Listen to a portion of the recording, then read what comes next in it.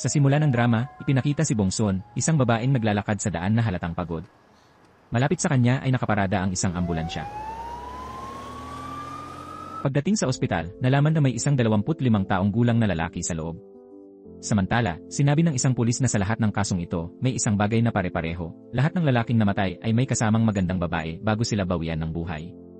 Nagpakita ang isang flashback kung saan inaakit ng magandang babae ang lalaki, ngunit bigla itong namatay at saka umalis ang babae. Pagkatapos nito, isang multo ang lumitaw mula sa kanya, si Sunmi. Lumabas siya sa katawan ng babae at kaswal na naglakad sa daan. Kinabukasan, si Sunmi ay gumagala sa mga kalye na parang isang ordinaryong tao. Mahigit 2 taon nang patay ang kaawa-awang babaeng ito, ngunit ang kanyang kaluluway hindi pa napalaya at nasa mundo pa rin ng tao. Dahil virgin pa siya bago namatay, kailangan niyang sipsipin ang buhay ng isang lalaki bago muling magkatawang tao. Dahil si Sunmi ay espiritu, hindi siya nakikita ng mga karaniwang tao, maliban sa mga shaman o may mata ng yin at yang. Kumakain ng 3 beses sa isang araw ang mga tao, at ganoon din ang mga multo. Kapag gutom, dumadalo si Sunmi sa libing ng bagong patay, at nagpa-party siya at ang kanyang mga kaibigan na multo. Gayunpaman, naiba ang kanyang sitwasyon sa ibang mga multo. Ang ibang multo ay may alaala ng nakaraan, ngunit wala siyang alaala ng dating pagkakakilanlan. Wala rin siyang ideya kung paano siya namatay. Kamakailan, naging sikat siya sa mundo ng multo dahil sa pag-aari ng babae para akitin ang mga lalaki. Biglang pumasok sa libing ang isang malaki at makapangyarihang babae. Siya ang babaeng shaman na binanggit lang ng bruha. Natakot si Sunmi kaya agad siyang tumakbo. Hinabol din siya ng babaeng shaman.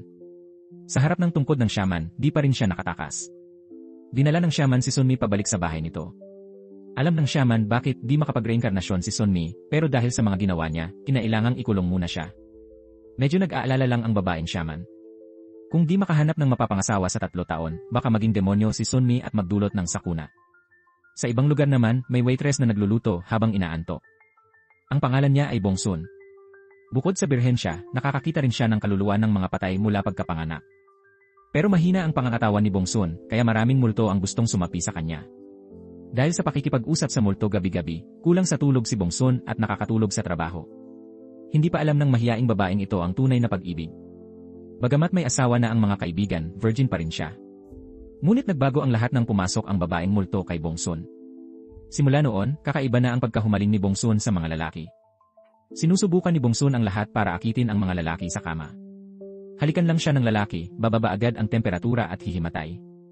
Sa loob ng 1 linggo, 10 lalaki ang dinala sa ospital. Nagsimula ang lahat 1 linggo na ang nakalipas.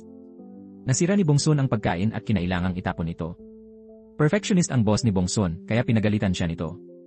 Sa bahay, nagpraktis siya ng kutsilyo pero pinagalitan ng kapitbahay dahil maingay. Kinabukasan, may food blogger na dumating para mag-film sa restaurant. Makalipas ang kalahating oras, hiningi niya kay Bongsun na initin muli ang pagkain. Ngunit nang bumalik si Bongsun, biglang tumakbo ang anak ng blogger. Natapon ang mainit na sabaw sa kamay ni Bongsun. Ngunit hindi pinagsabihan ng babae ang anak, sinisipan niya si Bongsun sa hindi pagtingin sa daraanan. Pero di pinansin ni Sunwoo, may-ari ng restaurant, ang babae at pinaalis ito. Labis na hindi nasiyahan si Sunwoo sa pag-ugali ni Bongso. Hindi niya matanggap na palagi itong humihingi ng tawad kahit wala namang kasalanan tuwing may problema. Nang gumabi na, nag-isip ng mabuti si Bongsun. Naisip niyang hindi siya bagay maging chef, kaya nagsulat ng resignation at iniwan ito sa likod ng bar ng restaurant. Paalis na si Bongsun nang makasalubong si Sunwoo na bumibili ng sangkap. Tinulungan ni Bongsun si Sunwoo na dalhin ang mga sangkap sa bodega. Kinabukasan, nakita ni Sunwoo ang resignation at sinabi kay Jae-hee na ilipat ang 3 buwang sahod ni Bongsun. Sa oras na yon, dumating ang ibang mga chef nang nagmamadali. Malapit nang magbukas ang restaurant pero hindi nila mahanap ang susi ng bodega. Nagmadaling lumabas ang mga kasamahan sa kusina para hanapin si Bongsun. Samantala, nakaupo si Bongsun sa gilid ng kalsada, malungkot. Kasabay nito, tumakas si Sunmi nang hindi nakabantay ang babaeng shaman. Nang malapit na ang shaman, aksidenteng pumasok si Sunmi sa katawan ni Bongsun. Ngunit hindi alam ni Sunmi na birhen pa si Bongsun. Nakita ng mga kasamahan si Bongsun, hinila siya sa motor at dumiretso sa restaurant. Si Sunmi ay nasa kakaibang lugar at may kakaibang tao, kaya wala siyang naintindihan.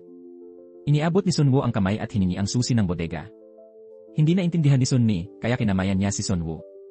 Akala ni Sunwoo ay naghihiganti si Bongsun sa kanya para sa kahapon. Hinanap ni Sunmi sa katawan niya at natagpuan ang isang bungkos ng mga susi.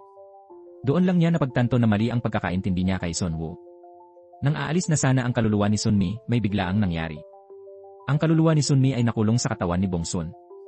Kahit anong gawin ni Sunmi, hindi siya makaalis sa katawan. Naalala niya ang sinabi ng shaman tungkol sa dalisay na katawan. Walang ibang paraan, kaya pansamantala siyang mananatili sa katawan ni Bongsun. Natuklasan ang mga kasamahan sa restaurant na ang Bongsun na kilala nila ay lubos na nagbago. Inatasan ni Sun Woo si Seojun sa kusina pero sinabi niya kay Bongsun na gawin ito. Siyempre, dahil sa ugali ni Seonmi, agad siyang tumanggi. Nagtataka si Seojun kung ito ba ang dating masunuring Bongsun. Nagulat ang mga kasamahan sa bagong ugali ni Bongsun. Bukod sa nagustuhan ni Seonmi ang trabaho, nasabik din siya sa mga kalalakihang kasama. Ngayon, wala nang pag-iwas si Seonmi sa mga lalaki. Habang naliligo ang mga lalaki, nakatayo siya sa labas, nanunood at nalulunok. Pagkatapos ng trabaho, inanyayahan niya silang uminom. Gusto rin niyang umuwi at matulog kasama sila, pero mukhang iba ang nasa isip nila. Sumakay siya ng taxi at iniwan si Seonmi mag-isa. Pagkatapos, tumingin si Seonmi sa salamin ng kotse para makita ang katawan ni Bongsun. Bukod sa kanyang pangkaraniwang mukha at maliit na dibdib, maikli rin siya. Ngayon, alam na ni Seonmi kung bakit single pa rin si Bongsun. Kinabukasan, bumaba ng husto ang kita sa restaurant ni Sun Woo. Lumabas na nagbigay ng negatibong komento ang babaeng food blogger. Isang kaibigan ni Sun Woo na manunulat sa radyo ang nagbigay ng payo. Inanyayahan siya nito na sumali sa isang food show. Madadagdagan ang kanyang popularidad at mababawasan ang negatibong komento. Sa araw ng shooting, isinama ni Sun Woo si Chef Seojun sa kompetisyon. Unang beses ni Seojun sa show, kaya nakalimutan niya ang gamit ni Sun Woo. Takot na mapagalitan, tumawag si Seojun kay Bongsun para dalhin ang gamit. Nang dinala niya ang mga gamit, hindi niya tinawag si Sun Woo na nagme-makeup. Walang hiya siyang pinuri ang ganda ng makeup niya, pero hindi ito pinansin ng lalaki. Malapit na ang oras ng recording, pero hindi pa rin dumadating si Seojun. Nang tumakbo si Seojun, nakalimutan niya ang access card, kaya pinigilan siya ng gwardiya sa gate. Nagsimula na ang pag-record ng programa, pero wala pa rin si Seojun. Sa ganitong sitwasyon, tanging si Bongsun na lang ang pwedeng pumalit kay Seojun sa screen. Ang tema ng cooking session na ito ay breakfast rice. Hindi ito ang forte ni Sun Woo. Habang nagluluto siya, nasunog ang kanin. Malapit na matapos ang programa at handa na ang kalaban. Nang malapit nang sumuko si Sun Woo, si Seonmi sa tabi niya ang pumalit sa trabaho. Ginamit niya ang sinunog na kanin para gumawa ng sopas na may isda. Sa isang maliit na kainan, may customer na galing pa sa malayo para sa sopas ng isda. Ngunit sinabi ng may-ari na simula nang pumanaw ang anak, di na siya nakapagluluto ng kanin at sopas ng isda. Lumipat ang eksena kay Sun Woo. Nagsimulang tikman ng mga hurado ang mga putahe ng dalawang grupo. Di inasahan ni Sun Woo na mas natatangi pala ang kanin at sopas ng isda na gawa ni Bongsun. Nang gabing iyon, puno ng pagdududa ang mukha ni Seonmi. Di niya alam bakit bigla na lang sumagi sa isip niya ang sopas at kanin. Bigla siyang napansin ang isang lasing na binata sa kalsada. Nag-alala si Seonmi sa kalagayan nito, kaya dinala niya ito sa himpilan ng pulis. Hindi nagtagal, dumating ang ama ng binata sa himpilan. Ngunit nang makita niya ang lalaki, bigla siyang binaha ng mga alaala. Napagtanto ni Seonmi na ang lalaking ito pala ay ang kanyang ama. Noong buhay pa si Seonmi, maunlad ang maliit na tindahan ng kanyang ama. Laging maraming taong naghihintay sa harap ng bahay para kumain. Ngayon, inabandona na at sarado ang tindahan ng ama ni Seonmi. Sobrang lugi kaya di man lang maitapon ng ama niya ang sirang guwantes. Naalala ni Seonmi na nagtatrabaho siya kay Sun Woo kaya may naisip siya. Lihim niyang kinuha ang guwantes ng tindahan at dinala sa ama niya. Dinala rin niya lahat ng pagkain mula sa restaurant sa kanyang ama. Nagulat siya sa sigasig ng kakaibang dalaga. Sa ngayon, di pa alam ni Sun Woo na nawala ang pagkain sa kusina. Pero ngayong araw, kailangan nilang magluto ng caviar spaghetti. Napagtanto ni Sun Woo na may kakaiba. Marami pang caviar sa ref, pero nang hanapin niya, wala na. Noon lang nagpaalam si Seonmi sa ama at nakipagkita kay Seonjae. Mukhang nakilala rin ni Seonjae na si Bongsun ang may-ari ng katawang ito. Nag-usap at nagtawanan ang dalawa sa buong daan. Labis na natuwa si Seonmi nang makita muli si Seonjae. Pagkatapos, bumalik si Seonmi sa restaurant. Pagpasok niya, nakita niya si Sun Woo sa isang pulong ng kawani. Sobrang tensyonado ang kapaligiran. Nalaman niyang may ninakaw na ilang gamit sa kusina. Malinaw ang intensyon ni Sun Woo. Hindi mahalaga ang mga ninakaw, kaya't madali niyang maibibigay kung may nangangailangan. Ngunit nawala na ang tiwala sa pagitan ng mga tao. Alam ni Seonmi sa kanyang puso na siya ang kumuha ng mga bagay na yon. Aamin na sana si Seonmi nang tumayo si Seojun at hinila si Sun Woo. Inamin ni Seojun na naubos niya ang caviar para sa bagong kasintahan niya. Pero hindi naniwala si Sun Woo sa sinabi ni Seojun. Akala ni Sun Woo, kinuha ni Seojun lahat ng iba pa sa kusina. Habang nagtatalo sila ng mas malakas, gusto sana ni Sunmi umamin pero di siya nakasalita. Lalo pang tumindi ang pagtatalo ng dalawa. Sinabi ng isa na ginawa ng kabila ang lahat. Inamin lang ng isa na ginamit niya ang caviar. Sa huli, hindi na nakayanan ni Seojun at umalis. Pinilit ni Jae-hee si Sun Woo na tawagan si Seojun. Galit na galit si Sun Woo kaya hindi niya ito pinansin. Naisip ni Sunmi na ang pagnanakaw niya ang dahilan ng malaking di pagkakaunawaan. Gabi na, nagsisisi si Sunwo nang may nagdala ng kahon kinabukasan, galing daw kay Bongsun. Naintindihan agad ni Sunwo ang problema nang makita ang laman ng kahon. Tinawag ni Sunwo si Sunmi para makausap. Nang makita niya ang laman ng kahon, alam niyang nahuli na siya. Tinanong siya ni Sunwo kung may kaugnayan siya sa pamilyang iyon. Sabi ni Sunmi, mula nang mamatay ang anak ng matanda, lugi na ang tindahan. Puro inom lang din ang anak niya at walang ginagawa. Gusto lang niya tumulong kahit kaunti sa pamilyang iyon. Pagkarinig ng kalahati, mukhang naintindihan na ni Sunwo ang problema. Di maintindihan ni Sunwo ang isip ng babae, pero ayaw na niyang pahirapan pa ito. Sinabi na lang niya na huwag sabihin sa iba ang tungkol dito.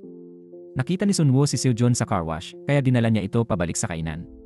Humingi ng tawad si Sunwo kay Seojun sa kanyang nagawa. Hindi rin binanggit ni Sunwo ang pagkakamali ni Sunmi. Gabi na, uminom si Sunmi ng alak at pumunta sa presinto ni Sungjae, crush niya. Nakita ni Sunmi si Jaehi, kapatid ni Sunwo, doon. Sa usapan nila, nalaman ni Sunmi na kasal na sina Sungjae at Jaehi 2 taon na. Medyo nasaktan si Sunmi. Kinasal na ang kanyang crush. Ngayon, multo na lang siya. Pati katawan, hiniram sa iba. Di niya alam kung paano namatay. Nakitang itinapon ng may-ari ang gamit niya. Walang mapuntahan, kaya pumunta sa kainan. Tahimik siyang umakyat sa atik. Nakita si Sunwo, bagong ligo. Nilunok ni Sunmi ang laway sa katawan nito. Balak matulog sa upuan ng kainan. May nakitang multo sa paligid. Gusto mamuhay payapa, ayaw ng multo. Ginamit ang espada bilang sandata. Habang nag-away, nasira ang mga pinggan. Ang multo sa bahay ay naging usok at naglaho. Sobrang natakot si Sunmi kaya natigilan siya sa kinatatayuan. Kalaunan, nalaman ni Sunwo ang kasalukuyang sitwasyon ni Sunmi. Hindi siya pumayag na matulog si Sunmi sa upuan ng restaurant, pero sa huli pumayag din nang makitang nagmamakaawa ito. Pero sobrang comfortable si Sunmi. Hindi lang siya nagluluto sa restaurant, tumutugtog din siya ng musika. Sobrang nairita si Sunwo sa kanya, kaya hindi makatulog, kaya nagrereklamo na lang siya sa aso sa bubong. Kinabukasan, nagkasakit ang kawawa nating si Sunwo. Bago pa man ang oras ng pahinga, nakahiga na siya sa kama. Pagkatapos ng trabaho, nag-alala si Sunmi kay Sunwo kaya nagluto siya ng lugaw at dinala ito sa kanya. Napagkamala ni Sunwo na si Sunmi ang babaeng lihim niyang gusto, kaya hinila niya ito at hinalikan. Nang mahalikan ng ganoong kagwapong lalaki, mabilis siyang nakaramdam. Pero sandali lang, bigla namang nagising si Sunwo na may kahihiyang ekspresyon. Agad-agad siyang pinalayas ni Sunwo. Iniisip pa ni Sunmi ang magandang sandali kanina, pero agad niyang naalala na hinalikan siya ni Sunwo nang hindi ito nahimatay. Naisip niya kung siya kaya ang yang energy na minsan lang niya nakilala sa loob ng 100 taon. Kung totoo yon, may pag-asa siyang makatakas sa sumpa. Mula noon, naging pag-asa na ni Sunmi si Sunwo. Pagkahugas ni Sunwo ng kamay, tumakbo agad si Sunmi para tingnan ang gwapong mukha nito. Ang balak niya ay landiin ito. Nang nagpapalit si Sunwo sa itaas, sinamantala niya at biglang pumasok.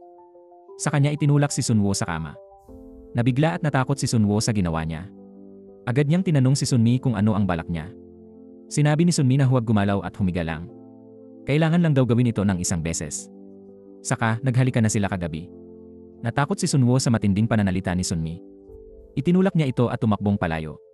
Hinabol ni Sunmi si Sunwo, paulit-ulit na 1 beses lang daw. Hindi maintindihan ng mga kasamahan ang ibig sabihin ng 1 beses ni Sunmi. Sa tanghalian, nagdala si Sunmi ng pagkain sa kwarto ni Sunwo na parang lasing. Sabi niya, sobrang komportable raw ang kama ni Sunwo. Alam ni Sunwo ang balak niya, kaya binalot niya ito sa kumot. Gabi na, gusto ni Sunmi pumasok sa kwarto ni Sunwo, pero walang tigil ang tahol ng aso. Umalis na lang si Sunmi ng bigo. Pagkatapos maligo ni Sunwo at patayin ang ilaw, humiga na siya. Bigla, gumapang si Sunmi mula sa ilalim ng kumot. Nagmakaawa siya kahit 1 beses lang. Natulala na lang si Sunwo sa nangyari. Hinahabol ni Sunmi si Sunwo. Wala nang ibang mapuntahan, tumakbo siya pauwi sa bahay ng nanay niya. Kinabukasan, nakita ng mga kasamahan na pula ang noo ni Bongsun at tinanong kung may lagnat siya. Sabi ni Sunmi, paano magkakalagnat? Pero bigla niyang naalala na hinalikan siya ni Sunwo kahapon nang walang malay ito. Baka kaya siya nagkatrangkaso. Sa oras na yon, dinala ng ina ni Sunwo ang anak na babae sa bahay ng babaeng shaman. Mahigit 2 taon nang kasal si Jaehe pero wala pa ring anak. Gusto niyang tanungin ang shaman kung ano ang dahilan. Sinabi ng shaman kay Jaehe na sabihin ang petsa ng kapanganakan ng asawa, pero nang marinig ang kay Sungjae, nagulat siya. Napakakaiba ng horoscope ng lalaking ito. Bukod dito, may aura siya ng isang mahinang babae. Ang mga lalaking ganito ay madaling sinapian ng masasamang espiritu. Sa horoscope na ito, dapat single si Sungjae, pero malinaw na kasal siya kay Jaehe. Sa oras na ito, si Sungjae at mga kasamahan ay may hawak na kaso ng kagat ng aso. Tinitigan ni Sungjae ang aso sa malayo at nanatiling tahimik. Maya-maya, lubhang tahimik ang pabrika nang may narinig na nakakatakot na pag-alulong ng aso. Nang gabi, sinimulan ni Sunmi ang kanyang planong mangakit muli kay Sunwo. Kinuha niya ang mga gamit para sirain ang kandado ni Sunwoo, ngunit nabigo. Dinala ni Sunwoo si Sunmi pababa sa lobby ng sala. Sinabi ni Sunmi kay Sunwoo na may sarili siyang problema sa ginagawa niya. Pagkatapos ay nagmakaawa siya na gawin ito kahit isang beses lang. Ang kanyang mga salita ay nagpatawa ng husto kay Sunwoo. Hindi pinansin ni Sunwoo si Sunmi at dumiretso paakyat. Nang oras na yon, nakaramdam ng init si Sunmi kaya binuksan niya ang ref at umupo roon. Ang lagnat dulot ni Sunwoo ay nagpahilo ng husto kay Sunmi. Pumunta siya sa upuan sa hapag at humiga. Maya-maya, tumaas ang lagnat kaya nag-react ang multo ni Sunmi. Agad-agad, nahulog si Sunmi mula sa upuan patungo sa sahig. Napagtanto ni Sunmi na siya'y itinulak palabas ng katawan ni Bongsun. Nasa itaas si Sunwoo pero nag-aalala pa rin siya kay Bongsun. Bumaba si Sunwoo at nakita si Bongsun na nakahiga sa sahig. Pagkagising, nasa kama na pala si Bongsun sa ospital. Si Sunwoo, isang sikat at mahigpit, ang nag-aalaga sa kanya. Masaya't takot si Bongsun sa pag-aalala at pagsaway ni Sunwoo. Di niya maintindihan ang petsa sa electronic calendar sa dingding. Nagpahinga lang siya sa bus stop pero 2 linggo na pala ang lumipas. Sa ngayon, wala siyang alaala ng nakaraang 2 linggo. Nang umalis si Sunwoo, nag-aalalang umalis si Bongsun sa ospital. Kinuha niya ang cellphone at tinawagan ang kanyang lola. Umiyak siya at ikinuwento sa lola ang nangyari sa kanya kamakailan. Sinabi ng kanyang lola na sinapian siya ng multo. Samantala, sa kabilang panig, nagpa siya ang multo ni Sunmi na angkinin ang crush ni Sunwoo, hindi alam na malakas ang kanyang yang na enerhiya. Nang subukan ni Sunmi, agad siyang naitulak pabalik. Napilitan si Sunmi na bumalik sa restaurant para hanapin si Bongsun. Umaasa si Sunmi na mahihiram niya pansamantala ang katawan ni Bongsun. Sa pagkakataong ito, sinunod ni Bongsun ang payo ng kanyang lola. Nang makita ulit ang multo, nagkunwari siyang hindi ito nakikita. Napansin din ng mga kasamahan niya ang pagbabago ni Bongsun. Alam ni Sunmi na nakikita siya ni Bongsun, kaya sumunod na lang siya. Naalala ni Bongsun ang babala ng lola, kung hayaan niya ang multo, lalakas ito. Pero mahirap gawin. Ang pagiging malakas ni Bongsun ay katulad ng pagsuko ni Sunwoo sa hilig niya. Nataranta si Bongsun, binuksan ang ilaw at sinabihan si Sunmi na lumayo. Pagkatapos, aksidenteng sinindihan ni Bongsun ang apoy at nasunog ang bodega. Kahit naapula agad, hindi pa rin naiwasan ng restaurant ni Sunwoo ang pinsala. Tinanong ni Sunwoo kung bakit ganun ang pagsindi ni Bongsun pero di niya maipaliwanag. Napayuko lang siya at humingi ng paumanhin. Tiningnan ni Bongsun si Sunmi sa hagdanan, may luha sa mga mata. Hindi maintindihan ni Sunmi kung bakit sobrang takot si Bongsun sa kanya. Pumunta si Sunmi sa maliit na kainan ng ama, nakita ang kapatid na nanghihingi ng pera. Kahit maliit lang ang kita, nagbigay pa rin ang ama ng pera sa kapatid niya. Matapos mawala ang anak na babae, inialay niya ang pagmamahal sa lalaking ito. Bigla niyang naalala na may naitago siyang pera sa isang notebook. Ang perang ito ay makakatulong para hindi gaanong malungkot ang kanyang ama. Tumakbo si Sunmi sa kwarto para kunin ang pera pero bilang multo, di niya mabuksan. Habang kumuha ng bagay sa istante, aksidenteng natamaan ang ama ng isang bagay. Nawalan siya ng malay. Maya-maya, dumating si Songjay para kumain pero walang tao sa counter. Pumasok si Songjay sa kusina at nakita ang amang walang malay sa sahig. Pero hindi tinulungan ni Songjay ang ama, dinala pa ang mga kasama sa ibang kainan. Sa oras na to, si Sunmi, matapos ang maraming pagsubok, sa wakas ay nabuksan ang aklat. Nakita niya ang pera sa loob at masayang tumakbo pero agad niyang nakita ang amang walang malay sa lupa. Sobrang nag-alala siya at ginising ang kanyang ama. Dali-dali siyang lumabas para humanap ng maaaring sakyan para iligtas ang ama. Pero nabigo siya sa ilang tao dahil masyadong malakas ang kanilang yang na enerhiya. Bigla na lang naalala ni Sunmi si Bongsun. Samantala, inanyayahan ni Sunwoo si Bongsun na sumama sa radyo para sa food show. Kahit nag-aalangan, tumango pa rin si Bongsun bilang pagsang-ayon. Pagbalik sa kwarto, agad siyang nag-search online ng mga video tungkol sa shooting. Nag-alala siya kung paano niya gagawin ang mga putahe pero wala siyang choice. Sinubukan ni Bongsun na kumalma habang kasama si Sunwoo sa studio. Nang magsimula ang food show, natapos muna ni Sunwoo ang kanyang bahagi. Ngayon naman ay si Bongsun na ang gagawa pero hindi niya alam ang gagawin. Nanginginig ang kamay niya kaya nahuhulog ang bigas sa sahig. Sa oras ding iyon, nakarating na rin si Sunmi doon. Lumapit si Sunmi para humingi ng tulong kay Bongsun. Nakita ng direktor na masama ang pakiramdam ni Bongsun kaya pinahinto ang shooting. Mabilis na sinabi ni Sunmi kay Bongsun ang kalagayan ng kanyang ama. Nagmakaawa si Sunmi na tawagan ng ambulansya pero nag-aalangan pa si Bongsun. Dahil gusto niyang iligtas ang ama, sinamantala ni Sunmi ang pagkakataon at pumasok sa katawan ni Bongsun. Agad na tumawag si Sunmi sa 119 para iulat na nawalan ng malay ang kanyang ama. Sa huli, dinala siya sa emergency room. Ngayong sinapian na si Bongsun, nagpatuloy siya sa pag-record ng cooking show. Sa kanyang kakaibang ideya, matagumpay niyang naluto ang masarap na salmon dish. Matagumpay na tinulungan ni Sunmi si Sunwoo na manalo sa food show. Pagkatapos ng palabas, mabilis na tumakbo si Sunmi sa ospital. Mabuti na lang, hindi gaanong malubha ang kalagayan ng kanyang ama. Madalas lang siyang uminom ng alak at may banayad na cirrhosis. Sinabihan ni Sunmi ang ama na bawasan ng alak, saka pinagalitan ang kapatid. Akala niya mahal siya ng babae, kaya ito nagmalasakit sa kanyang pamilya. Dahil sa pagkakamali ni Bongsun, iminungkahi ng direktor na palitan siya. Nang marinig ito, biglang hindi komportable si Sunwoo at tumutol. Kung papalitan si Bongsun, palitan din siya. Ideya niya ang salmon dish. Naitama na niya ang sarili niyang pagkakamali.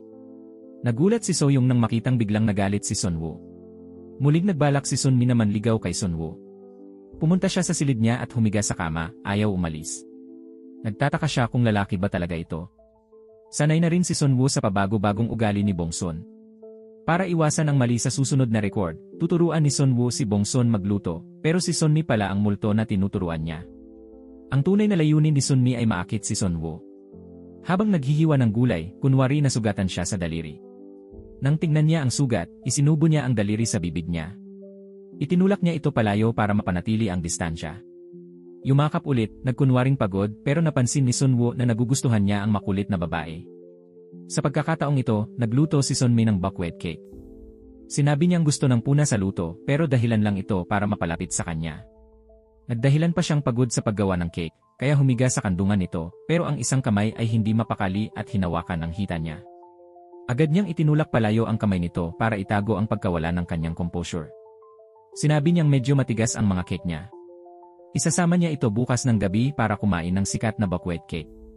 Kinabukasan, pagkatapos ng trabaho, kinapa ni Sunmi ang aparador ni Bongsun, ngunit nakita niyang masyadong revealing ang mga damit. Kaya kumuha si Sunmi ng gunting at pinutol ang labis na tela sa mga damit. Pagkatapos ay kumuha siya ng tape para bunutin ang buhok sa binti. Gumamit din siya ng body mist para magkaroon ng bahagyang amoy. Naisip ni Sunmi na hindi katanggap-tanggap kung hindi niya makukuha si Sunwoo ngayon. Pagkatapos maghanda, labis na natuwa si Sunmi. Masayang pumunta si Sunmi sa tagpuan nila ni Sunwoo. Naghihintay si Sunwoo kay Bongsun. Lumipas na ang oras ng tipanan, hindi pa rin siya dumating, pero hindi alam ni Sunwoo na may problema siya. Naglalakad si Sunmi sa kalye nang makasalubong ang babaeng naghahanap sa kanya. Ang babae ay isang shaman na naglagay ng mahiwagang kampanilya sa liig ni Sunmi. Kahit pumasok si Sunmi sa ibang katawan, naririnig pa rin ng shaman ang kampanilya. Bigla siyang tumalikod at tumakbong palayo. Hinabol din siya ng shaman. Malapit nang mahuli, tumakas siya sa katawan ni Bongsun at tumalon sa bus. Hindi pinansin ng shaman si Bongsun at sumakay ng taxi para habulin ang bus. Sa sandaling iyon, labis na naguguluhan si Bongsun. Hindi niya alam bakit siya nandoon, pero alam niyang plano ito ng multo. Lumapit si Bongsun at nakita si Sunwoo sa di kalayuan. Masayang bumaba ng bus si Sunmi. Akala niya ligtas na siya, pero naghihintay pala ang shaman doon. Nakatali ang mga pulso ni Sunmi sa lubid na nakalock ng kaluluwa. Muling nabihag ng babaeng shaman si Sunmi at ikinulong sa sariling bahay. Nagmakaawa si Sunmi na palayain siya dahil may nakita siyang dalisay na yin at yang nakatawan.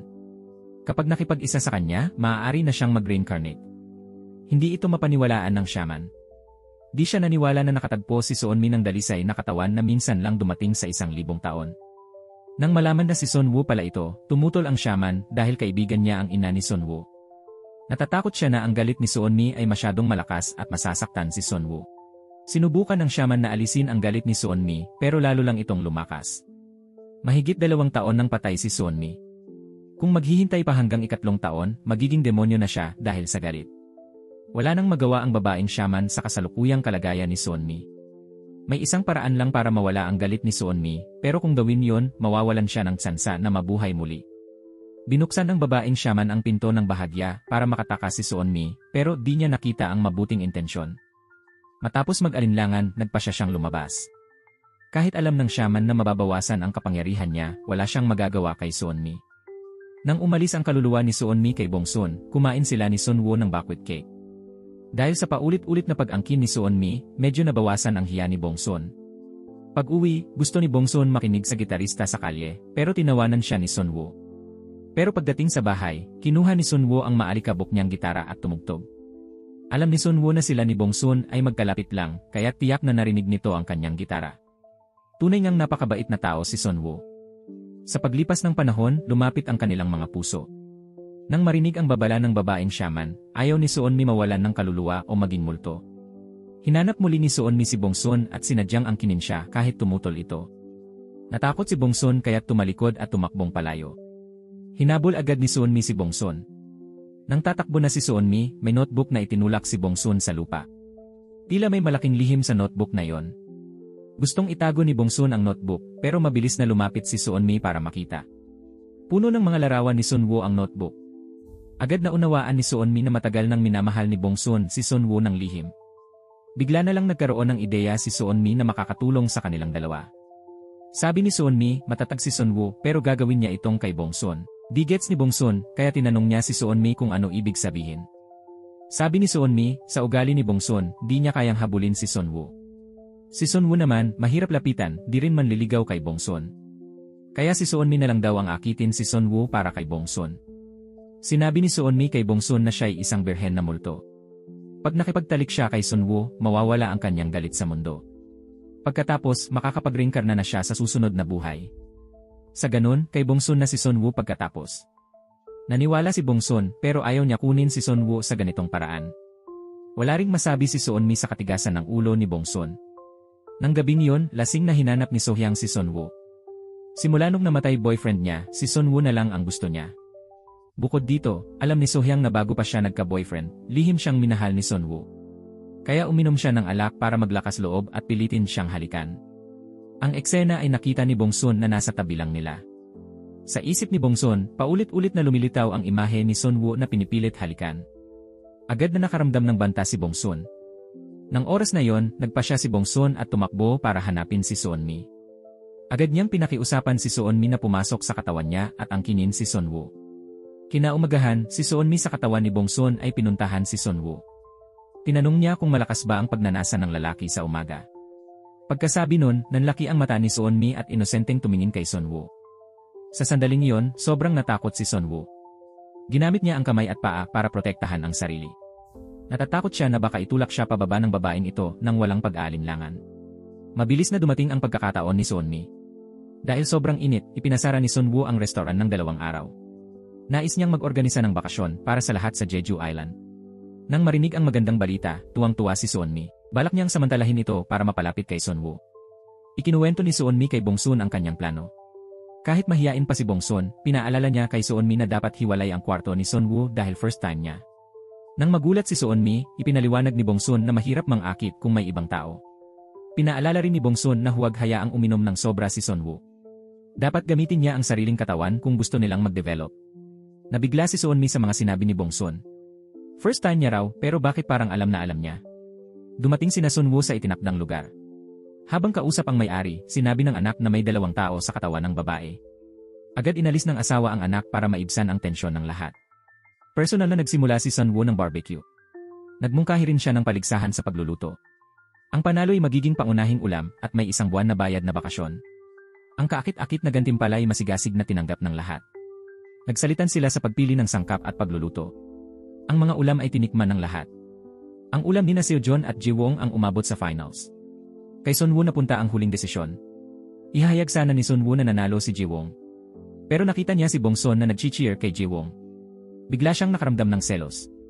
Kaya inihayag niyang nanalo ang ulam ni Seojon. Pagkatapos, bumili siya ng alak habang sinundan ni Sunmi. Binantaan din siya na maraming multo sa paligid. Kung di siya mag-iingat, baka siya ay madukot. Pero kaya niya raw siyang protektahan. Alam ni Sunwoo ang balak ni Sunmi pero hindi niya inilantad. Sabay silang nagbisikleta para bumili ng alak. Dito, nagsimulang manligaw si Sunmi kay Sunwoo. Sabi ni Sunmi, mabagal daw si Sunwoo. Di ba gumagana ang pang-ibaba mo? Hindi sumuko si Sunwoo. Sabi niya, masyadong magaling ang pang-ibaba ko. Tiyak na matatakot ka raw. Sumagot si Sunmi nang pero sarkastikong sinabi na nagyayabang lang siya. Habang bumibili ng alak, kumuha rin si Sunmi ng paputok. Sabi ni Sunwoo, parang bata pa talaga siya. Ang tahimik na gabi sa nayon ay tulad ng mag-asawang naglalakad. Pagkatapos kumain, biglang nakalas ang sintas ni Sunwoo. Yumuko si Sunmi para itali ito, sabi niya special way niya raw iyon para sa kanya. Gusto pala ni Sunmi na halikan siya ni Sunwoo bilang gantimpala. Bigla namang dumating si Sohyun. Ito pala ang babaeng may gusto si Sunwoo. Kahit ginamit ni Sohyun ang trabaho bilang dahilan, alam na ni Sunmi ang totoo. Alam ng dalawa na nandito si Sunwoo, kaya sadyang pumunta sila para hanapin siya. Mukhang mahirap ang plano ni Sunmi na maakit si Sunwoo ngayong gabi. Pagdating ni Sohyun, nagbigay siya ng 2 mamahaling red wine para purihin ang lahat. Habang umiinom, patuloy na inaasar ni Sohyun si Sunmi. Nang gabi na, pinatulog ang 2 babae sa isang kwarto. Nag-alala silang baka pumasok ang isa sa kwarto ni Sunwoo kaya nagpuyat sila. Kahit nakapikit na silang 2, nagtiis si Sunmi hanggang sa huli. Nang nakatulog na si Sohyun, pumuslit si Sunmi sa kwarto ni Sunwoo. Pumasok pa siya sa ilalim ng kumot nito. Agad siyang tinanong nito kung ano nang ginagawa niya at pinaalis kaagad. Pinigilan ni Sunwoo ang sarili at hinila si Sunmi palabas. Dadalhin sana niya ito sa silid pero ayaw ni Sunmi. Ito na ang pinakamabuting pagkakataon ni Sunmi para kay Sunwoo. Kung hindi niya ito gagamitin, baka wala ng ibang tsansa. Pero bigla, may sumigaw ang may-ari ng bahay mula sa malayo. Nalaman nilang nawawala ang anak na babae ng may-ari. Hinahanap ng mag-asawang may-ari ang kanilang anak. Nagpasya sina Sunwoo at Sunmi na tumulong sa paghahanap. Tila naghihintay ang batang babae na hanapin siya ni Sunmi. Pagkakita kay Sunmi, tumakbo siya papunta sa kalapit na gubat. Nag-alala si Sunmi kaya hinabol niya ang bata. Muntik nang madapa si Sunmi, nahulog ang lighter at paputok. Hinabol niya ang bata sa freezer pero nakalusot ito palabas. Pagkatapos, ikinulong niya si Sunmi sa freezer. Pagbalik, sinabi niya kay Sunwoo na di niya nakita si Bongsun. Nag-aalalang tumawag si Sunwoo kay Bongsun pero si Sohyun sumagot. Naiwan pala ni Sunmi ang cellphone ni Bongsun sa kwarto. Sa freezer, iniwan ng multo ni Sunmi ang katawan ni Bongsun. Pagkatapos, dumaan si Sunmi sa pader. Sinubukan ni Sunmi buksan ang pinto pero mabigat ang kandado. Bilang espiritu, di maigalaw ni Sunmi ang kandado. Nakita ni Sunmi ang lighter at paputok na nahulog ni Bongsun. Samantala, hinahanap pa rin ni Sunwoo si Bongsun. Ang paputok sa malayo ay nakakuha ng pansin ni Sunwoo. Naalala ni Sunwoo na bumili si Bongsun ng paputok kasama niya. Pagbukas ng pinto ng bodega, niyakap ni Sunwoo si Bongsun. Takot at nag-alala si Sunwoo na baka di niya makita si Bongsun. Kung hindi, di niya alam ang magiging kahihinatnan nito. Sinisi ni Sunwoo ang mga hangal na gawa ni Bongsun sa pag-aalala niya. Sa pagkasaway ni Sunwoo, labis na natuwa si Bongsun. Binuhat ni Sunwoo si Bongsun pabalik sa resort. Nang makita ito ni Sohyun, alam niya ang pinili ni Sunwoo. Dahil doon, maagang natapos ang bakasyon ng lahat. Sa restaurant, patuloy na sinapi ni Sunmi si Bongsun para manligaw. Tinuruan ni Sunwoo si Sunmi ng kawali pero inalala niya ang cold storage. Malamig si Sunwoo sa labas pero mainit sa loob. Sinaway ni Sunwoo si Sunmi pero pinaibaba ang kawali para maglinis. Tinanong ni Sunmi kung bakit siya nababaliw sa cold storage. Nag-atubili si Sunwoo, hindi alam ang isasagot. Binuksan ni Sunmi ang gripo pero tumalsik ang tubig sa lahat ng dako. Matapos punasan ni Sunwoo ang tubig sa katawan, tumulong siya kay Sunmi. Marahang pinunasan din ni Sunmi ang tubig kay Sunwoo. Nagtitigan lang sila ng ganoon. Di na nakatiis si Sunwoo, hinila si Sunmi at bigla siyang hinalikan. Ngunit, agad itinulak ng katawan ni Bongsun ang multo ni Sunmi. Nang umalis ang multo, nanlaki ang mata ni Bongsun, di makapaniwala. Sa sandaling iyon, di na itinago ni Sunwoo ang nararamdaman.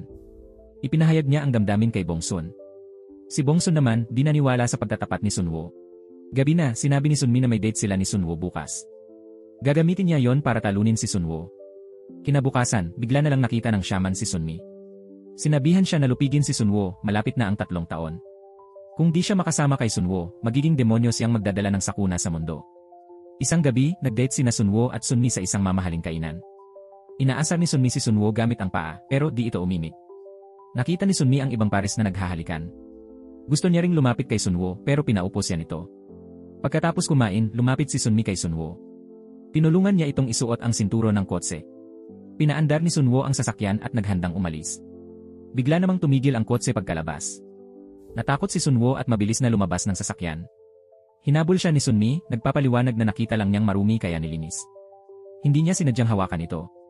Natatakot pa rin si Sunwoo sa matinding kilos ni Sunmi. Tumayo siya sa harap ng pinto, sinabing gusto niyang kumain ng red bean porridge. Wala nang magawa si Sunwoo kundi sumunod pero nagkukunwari lang pala si Sunmi. Sa katunayan, dinala niya ito sa gate ng hotel. Nagpakita si Sunmi ng kaawa-awang mukha at sinabing mali ang naalala at iminungkahing pumasok muna sila para magpahinga. Paulit-ulit na tiniyak ni Sunmi na hihiga lang siya para matulog at walang balak gawin sa kanya. Siyempre, hindi siya naniwala kaya hinawakan niya ang kamay nito at umalis. Labis na naiinis si Sunmi sa katigasan ng ulo ni Sunwoo.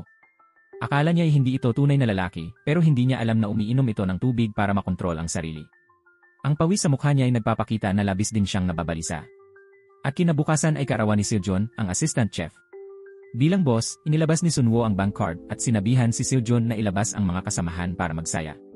Pagkatapos ng trabaho, inanyayahan ni Seojun si Sunwoo na sumama. Naramdaman ni Sunwoo na galit pa rin si Sunmi sa kanya tungkol sa nangyari kagabi. Gusto sana ni Sunwoo sumama sa lahat pero wala siyang choice kundi tumanggi. Pagkatapos, si Sunmi at mga kasamahan ay kumain at uminom ng malaya sa restaurant dahil hindi naman nila ginagastos ang pera niya. Si Sunwoo ay nasa kwarto nang makatanggap ng abiso na may ibinawas na pera sa bangko. Inakala niya na nagsimula na silang kumain. Dapat malapit nang bumalik si Sunmi pero pagkatapos kumain, nagpunta sila sa karaoke. Hindi nagtagal, nakatanggap ulit si Sunwoo ng abiso mula sa bangko na may ibinawas na pera. Inakala niya na uwi na siya sa pagkakataong ito. Hindi nag-aalala si Sunwoo sa pera, pero si Sunmi lang ang babae sa grupo kaya medyo nag-aalala siya. Gumugulong si Sunwoo sa kama at hindi makatulog kaya tiningnan niya ulit ang relo. Bigla, may text message sa phone niya pero ngayon ay mula sa hotel na nagbawas ng pera. Pagkakita nito, tinawagan niya agad si Bongsun pero hindi ito sumagot. Agad niyang tinawagan si Jaewong na kasama ni Bongsun. Sa wakas, sinabi ni Jaewong kay Sunwoo na lasing ang lahat. Nagpahinga sila sa hotel. Agad tinanong ni Sunwoo kung nasaan si Bongsun. Nalaman niyang kalalabas lang nito sa paliligo. Pagkababa ng telepono, tumakbo si Sunwoo sa hotel. Sa kwarto, nakahiga ang mga lasing sa kama. Tahimik na lumapit si Sunwoo kay Bongsun sa sahig. Lihim niya itong binuhat pa uwi sa kanyang bahay. Nang gabing iyon, umalis si Sunmi sa katawan ni Bongsun. Gusto sana ni Sunmi gamitin si Bongsun para makasama siya at malutas ang hinanakit, ngunit nagustuhan niya ang lalaki. Alam niyang imposible ang multo at tao. Pumasok si Sunmi kay Bongsun at naranasan ang pag-ibig. Dahil sa pag-ibig, si Sunwoo na ayaw maglakad ay nagboluntaryong maglakad kasama si Sunmi buong araw. Dahil sa pag-ibig, nagpunta si Sunwoo sa palaruan at nakipaglaro kay Sunmi buong gabi. Bahagya lang siyang nadapa at dahan-dahang hinimas niya ang paa nito. Ang pakiramdam ng pagmamahal na ito ay hindi pa nararanasan ni Sunmi noong siya ay nabubuhay pa. Bigla siyang tumingin sa kanya at sinabing gustong-gusto niya ito. Kamakailan, marami siyang nagawa na bago sa kanya, gaya ng pakikipag-usap at pagbibisikleta sa parke kasama ang taong gusto niya. Tiningnan ni Sunwoo ang simpleng babae sa harap niya, puno ng pagmamahal ang kanyang mga mata. Bigla siyang lumakad sa likuran nito at nag-alok na magbakasyon silang dalawa. Gusto niyang mag-trip sila ng 2 araw at 1 gabi. Iyon ang gusto niya, pero ngayon, hindi masaya si Sunmi dahil kapag nakasama niya si Sunwoo, agad siyang mabubuhay muli. Iniwan ni Sunmi ang katawan ni Bongsun at hinanap ang babaeng shaman. Sinabi ni Sunmi sa babaeng shaman na gusto niya si Sunwoo. Inamin ni Sunmi na talagang gusto niya si Sunwoo. Kinausap siya nito at tumingin sa kanyang mga mata. Hinawakan ang kanyang kamay, mga bagay na di niya naranasan noong buhay pa. Napakainit nito kaya naaliw ang kanyang puso. Alam ni Sunmi na hindi siya si Bongsun. Hiniram lang niya ang katawan ni Bongsun pero nalungkot siya sa mga salitang iyon. Talagang nabigla ang babaeng shaman.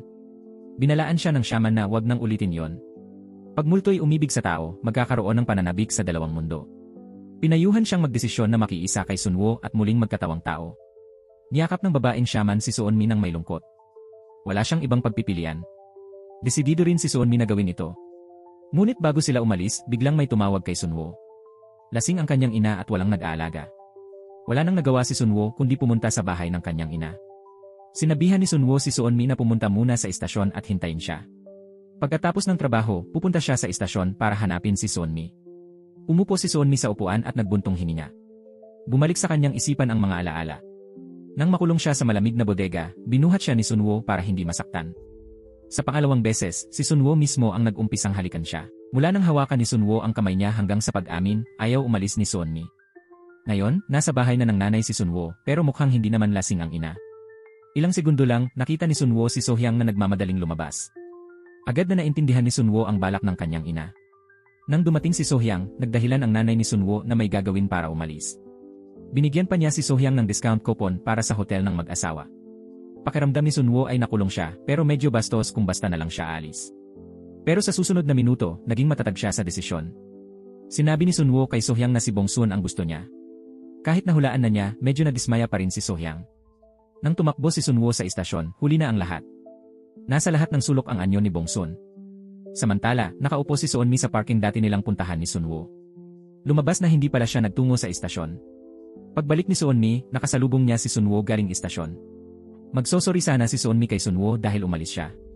Naunang humingi ng tawad si Sunwoo dahil sa pagkahuli. Di nagpaliwanag si Sunmi pero medyo natuwa siya. Gusto ni Sunwoo bumawi kay Sunmi kaya nagtayo siya ng tolda sa bubong. Sinabi ni Sunwoo kay Bongsun na nakita niya si Sohyang. Ang nanay niya raw ang nagsabi na maglakbay sila. Sinabi ni Sunwoo kay Sohyang na may gusto siyang iba. Ibig sabihin ni Sunwoo, si Bongsun ang may pananagutan sa kanya. Kung iwanan siya nito, hindi niya ito patatawarin. Para sa mayabang na tulad ni Sunwoo, kitang-kita na talagang gusto niya ang babaeng ito. Maya-maya, naging walang saysay ang mga matatamis na salita. Gusto na lang ni Sunwo na patunayan ito sa pamamagitan ng aksyon. Sa tolda, magpapatuloy sana sila ni Seonmi nang itinulak siya nito at tumakbo. Nahiya siya nang tanggihan siya nito. Nagbago na ang sitwasyon. Kinabukasan, may tagas ang kwarto ni Seonmi, kaya baha ang bahay. Basa ang kama at lahat ng gamit. Napilitan si Seonmi na tumira kay Sunwo, isa sa sahig, isa sa kama. Nanonood sila ng TV, pero may eksena ng halikang nakita. Medyo hindi komportable ang dalawa. Mabilis na sinabi ni Seonmi na inaantok na siya at matutulog na. Hindi niya naintindihan ang sinabi nito.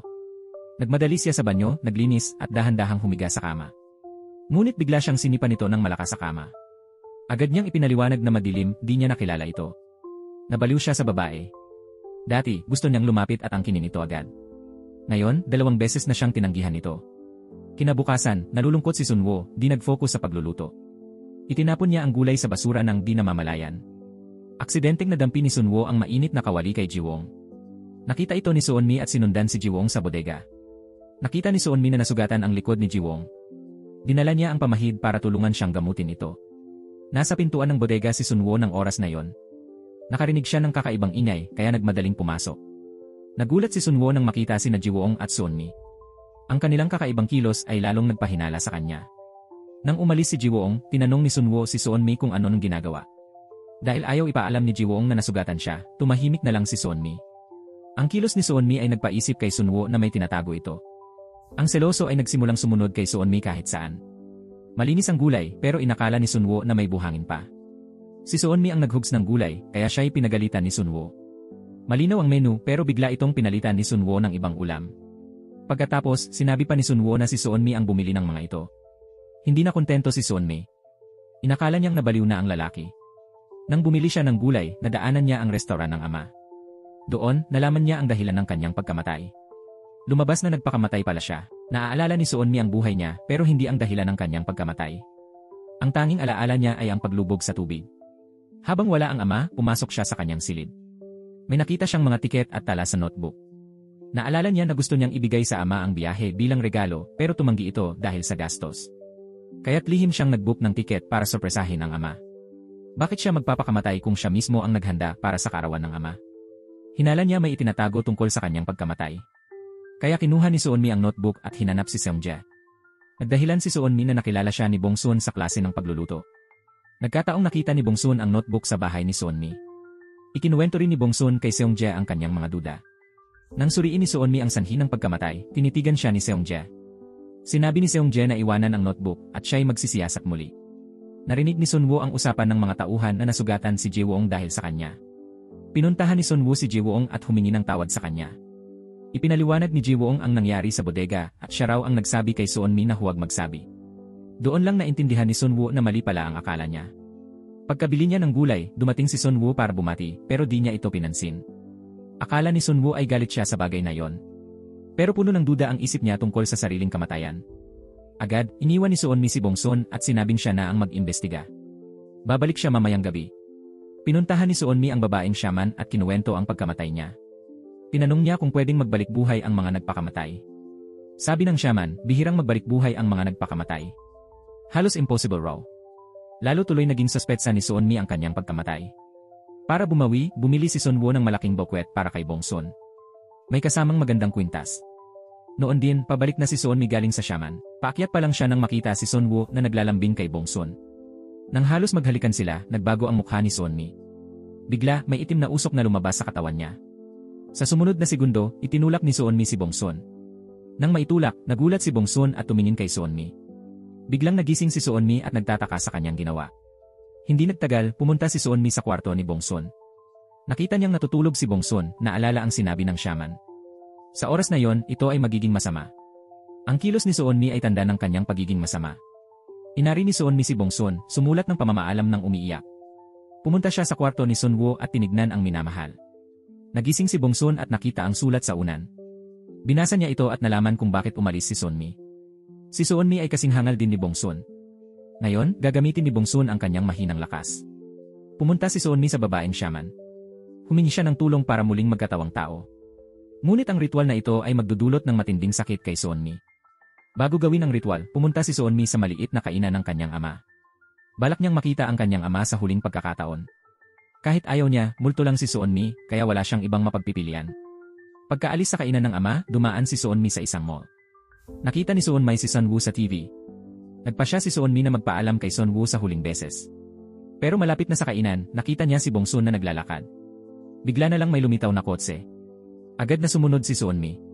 Di niya inasahan na si Seungjae pala ang nagmamaneho, ang lalaking lihim niyang minahal.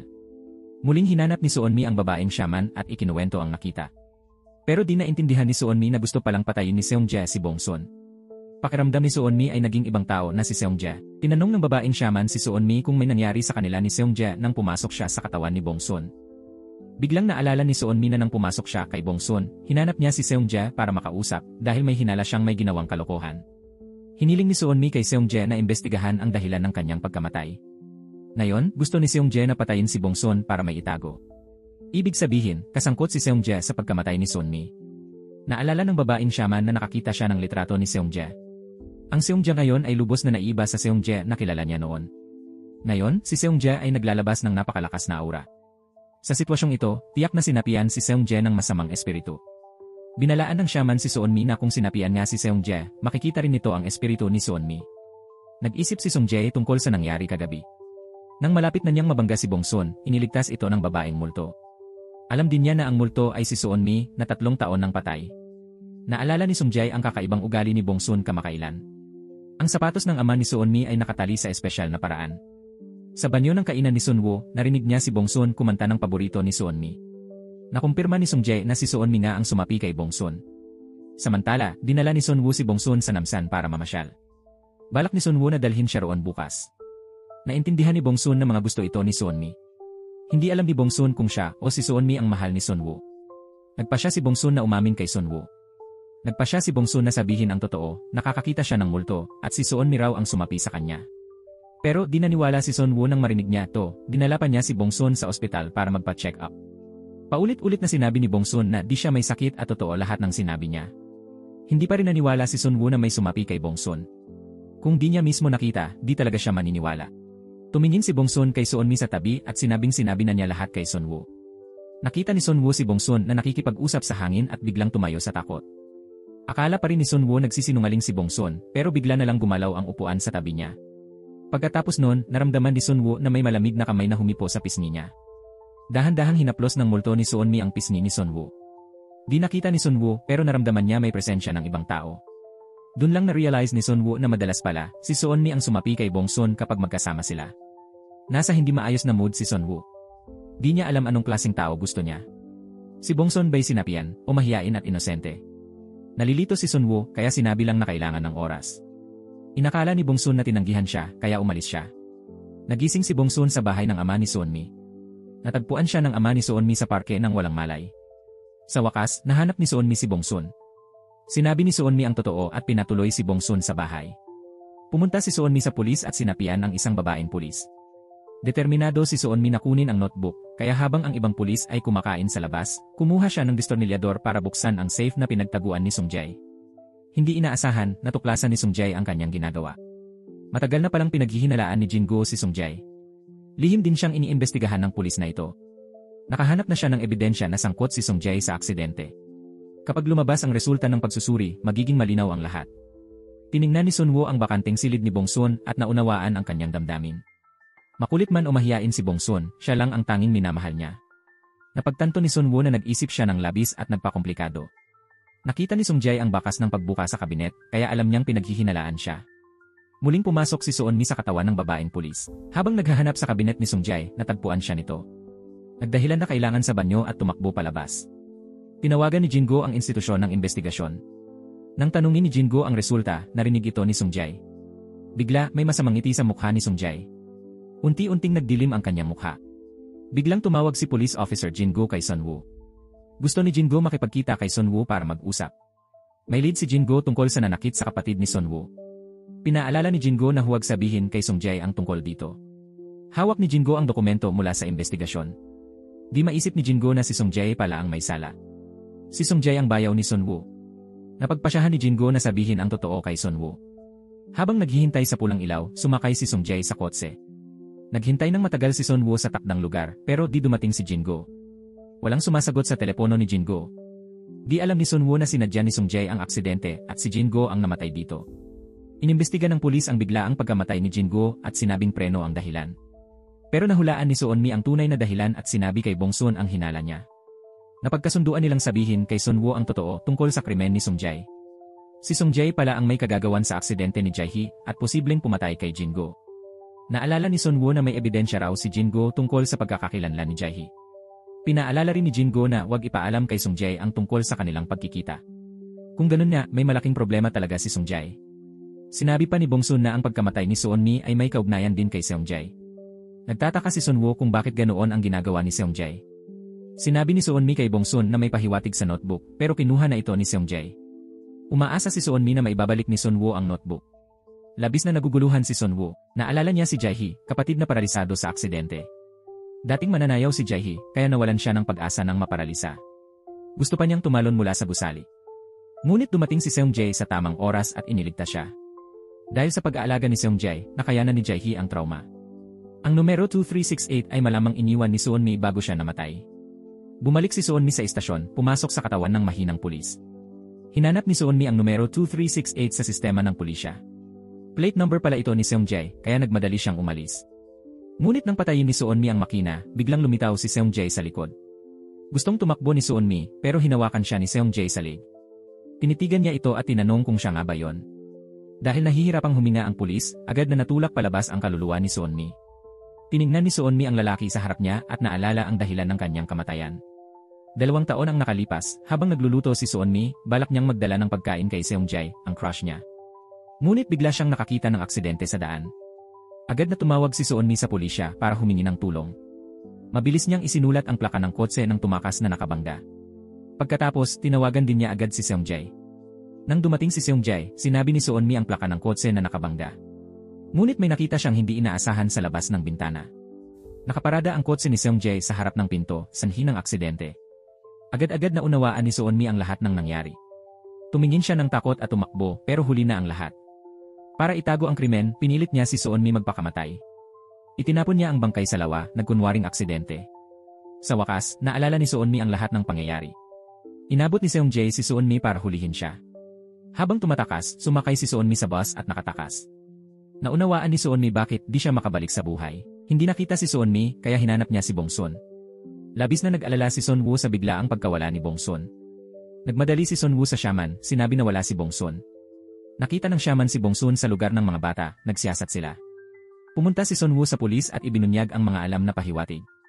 Samantala, binisita ni Seonmi ang kanyang mga kaibigan na multo. Muling nakipag-ugnayan si Seonmi at nakatuon sa paghahanap ng mga lugar. Maya-maya, isang babaeng multo ang napunta sa kakaibang lugar. Doon niya nakilala ang lalaking may malakas na enerhiyang yang. Kakaiba, natakot agad ang multo sa malamig na aura ng lalaki. Natagpuan ng multo si Seonmi at ikinuwento ang nangyari. Hindi niya nakita si Bongsun, pero may lalaking nakakita sa kanya. Agad na naisip ni Seonmi si Seonjae. Matapos ang balita, pumunta silang lahat sa binanggit na address. Nalantad ang base ni Seonjae, kaya pinalayas niya si Bongsun. Nakita ni Sunwoo ang kotse ni Seonjae at hinabol ito. Ang babaeng shaman at si Seonmi ay sumunod din ng mabilis. Si Seonjae nag-aalala lang kung paano makatakas, di napansin si Bongsun na nakatali gumagalaw na. Lihim niyang hinawakan ang tornilyo sa likod at sinaksak sa hita niya ng buong lakas. Inihinto ni Seonjae ang kotse dahil sa sakit. Sinamantala ni Bongsun ang pagkakataon, binuksan ang pinto at tumakbo palabas. Hinabol siya ni Sunwoo at nakita ang eksena. Mabilis na pinahinto ni Sunwoo ang kotse at niyakap ng mahigpit si Bongsun. Patuloy na hinabol ni Seonmi at ng babaeng shaman si Seonjae. Ang husay ng pagmamaneho ng shaman ay halos natakot ang multo ni Seonmi. Sa tuktok ng abandonadong gusali, natagpuan nila si Seonjae. Kumuha ang shaman ng itim na bigas at itinapon sa kanya. Agad, may lumabas na demonyo sa katawan ni Seonjae. Mabilis na inilabas ng shaman ang kanyang patpat para labanan ang espiritu. Nang umalis ang masamang espiritu, nabawi ni Seonjae ang kanyang katinuan. Lumitaw sa isip ni Seonjae ang masayang imahe niya kasama ang asawang si Jae-hee. May imahe rin ni Seonmi na nagdadala ng pagkain sa istasyon ng pulisya para kay Seonjae. Kalagi ng tali ng sapatos niya at itinali ito ni Seonmi sa natatanging paraan. Nawala ang magagandang alaala ng sinapian si Seonjae ng Diablo. Hindi napigilan ng Diablo ang babaeng shaman, kaya bumalik ito kay Seonjae.